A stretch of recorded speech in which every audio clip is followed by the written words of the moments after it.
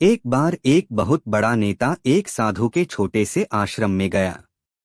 वह साधु के बारे में बहुत सुना था, तो उसके मन में आया कि मैं एक बार जा करके देखता हूँ कि लोग उसकी इतनी तारीफ क्यों करते हैं।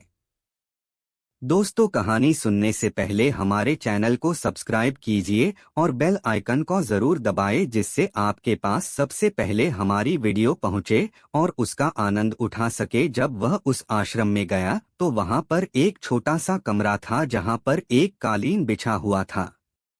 वहां पर कुछ लोग नीचे बैठे हुए थे और साधु जी सामने बैठे हुए थे। कुछ सवाल जवाब चल रहा था। वह नेता उस आश्रम में आया और उस नेता के साथ में 4 बॉडीगार्ड भी थे और उसकी यह आदत थी कि जहां पर भी वह जाता था लोग अपनी जगह से खड़े हो जाते थे और उसकी तरफ देखते थे, हाथ जोड़ते थे और सर झुकाते थे।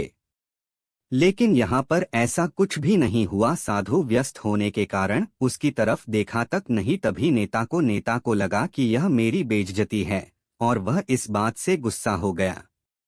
नेता ने थोड़ा गुस्से से साधु की बात को बीच में काटते हुए कहा कि मैं आपसे कुछ कहना चाहता हूँ। साधु ने उसकी तरफ देखा और बोला, आप थोड़ी देर रुकिए, पहले मैं इनके सवाल का जवाब दे दूं, उसके बाद मैं आपसे बात करता हूँ। तब तक आप अगर चाहे तो आप बैठ सकते हैं। बस साधु का इतना कहने की ही देरी थी। नेता का चेहरा गुस्से से लाल हो गया और फिर उसने अपना सारा गुस्सा उस साधु पर निकाल दिया। अभी तक वह नेता बहुत तमीज से आप कह करके बात कर रहा था, लेकिन अब वह तू तड़ाक पर उतर आया।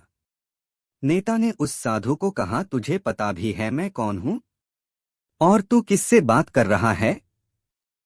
साधु ने उसकी तरफ देखा और कहा, मुझे इससे कोई फर्क नहीं पड़ता है कि आप कौन हैं, लेकिन आप जो कोई भी है, अगर आप चाहते हैं कि मैं आपके सवाल का जवाब दूं या आपसे बात करूं तो आपको कुछ देर रुकना होगा। और साधु की यह कहते हैं नेता गुस्से से पागल हो गया और वही सबके सामने चीखने चिल्लाने लग गया।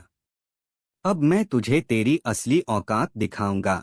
तूने मुझसे पंगा ले करके ठीक नहीं किया। तुझे पता भी है मैं तेरे बारे में क्या सोचता हूँ। साधु ने फिर से नेता की तरफ देखा और बड़े ही प्रेम से कहा कि मुझे इससे कोई फर्क नहीं पड़ता कि आप मेरे बारे में क्या सोचते हैं। आप जो चाहे वह मेरे बारे में सोच सकते हैं। फिर नेता ने उससे कहा कि तू चाहे सुनना चाहता है या नहीं, लेकिन मैं तुझे यही सबके सामने बताऊंगा कि मैं तेरे बारे में क्या सोचता हूँ।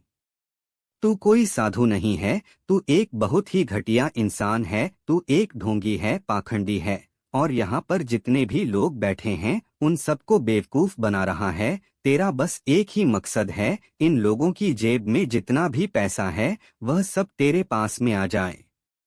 तू अपने फायदे के लिए इन लोगों का इस्तेमाल कर रहा है और अब मैं तुझे नहीं छोड़ने वाला हूँ। पूरी दुनिया के सामने तेरा पर्दाफाश करके रहूंगा।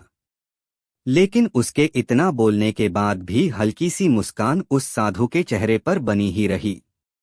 यह देखकर वह और भी तिलमिला गया और उसने कहा, अब बहुत हो गया।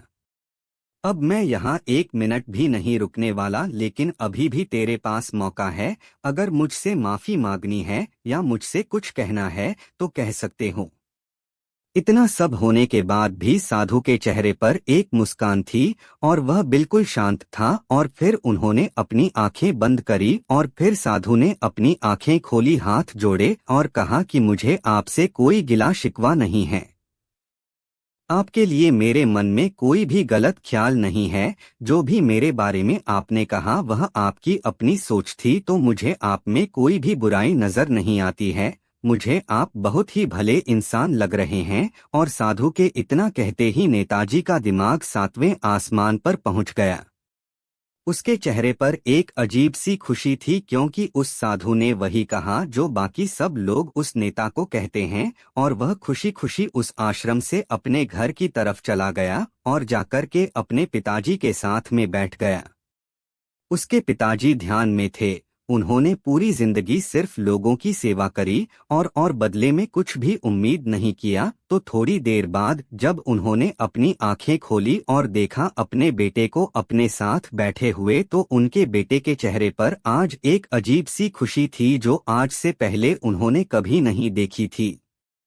फिर उसने एक एक करके सब कुछ बताया कि आज क्या हुआ, किस तरह से वह आश्रम गया और वहां पर क्या हुआ, उसने क्या कहा और साधु जी ने क्या कहा। जब उसके पिताजी ने पूरी बात सुनी तो थोड़ा सा मुस्कुराए और अपने बेटे को देख करके बोले कि उन्होंने तुम्हारी तारीफ नहीं करी, क्योंकि उन्होंने वह नहीं कहा कि जो तुम हो, उन्होंने वह कहा कि जो वह खुद है, और तुमने जो भी कुछ उनको कहा वो नहीं कहा कि जो वो है, बल्कि तुमने वह कहा जो तुम खुद हो। यही बात वेदों में भी कही गई है, यथा दृष्टि तथा सृष्टि। यह दुनिया तुम्हें वैसी नहीं दिखती जैसी यह दुनिया है, यह दुनिया वैसी दिखती है तुम्हें जैसे तुम खुद हो। जिसकी नज़र जैसी है उसके लिए यह दुनिया वैसी ही है। तो अगर तुम अपनी दुनिया को बदलना चाहते हो तो उसका सिर्फ एक तरीका है, अपनी नज़र को बदलो।